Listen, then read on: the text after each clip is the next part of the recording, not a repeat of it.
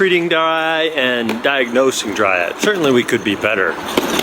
But I think it's important for us to start looking a little bit closer at the causes of dry eye and see if we can resolve it. Here's what I mean. According to a study that we did, we showed that 80% of all dry eye is by MGD, and according to a study that Lemp did, he showed that about 86%. So you can see it's a pretty high volume. Thanks, Stephen.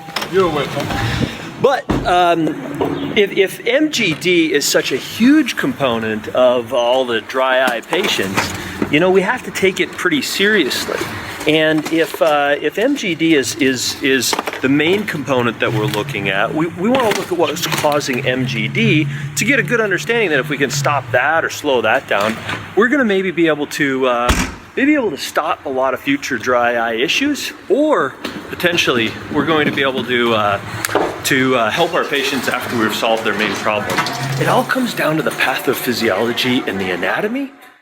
I think we need a little bit of a picture to understand that better. It's probably been a while since most of us have really looked at eyelid anatomy and how the eyelid anatomy relates to so many pathologies.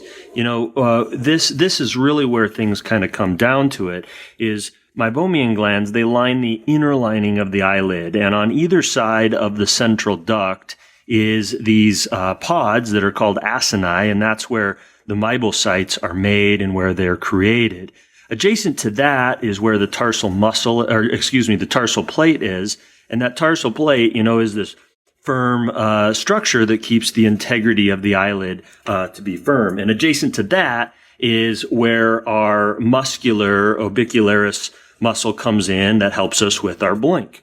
But what most of us probably aren't always remembering is there's a component of the orbicularis muscle called Ryland's muscle that actually surrounds the surface of the meibomian gland. And that's the reason why when we're sitting in a slit lamp and we're watching a patient blink, that we don't see oil just floating out of the eyelid. It's when the eyelids actually touch each other that Ryland's muscle becomes activated to open and allow oil to flow through into the ocular surface, creating this lubricious, oily tear film that then when we blink is drawn back over the surface of the eye. And without that blinking, without that touching of the eyelids, then Ryland's muscle doesn't open, and oil is not released as readily into the surface of the eye. We believe that to be the primary reason why meibomian gland dysfunction happens, is if you don't get this constant oil releasing out of the acini, out of the central duct, and you don't have that Ryland's muscle opening, then over time the oil is going to change its composition. In fact, we believe that 90% of the reason why most of our patients have meibomian gland dysfunction, in our opinion, is because patients aren't blinking fully. Take a look at these blinks, and you can see here that the patients, when they're blinking, the eyelids are not completing a full blink. In fact, they're only partial blinks. We can use instruments like the Lippy View. We can use our keratograph.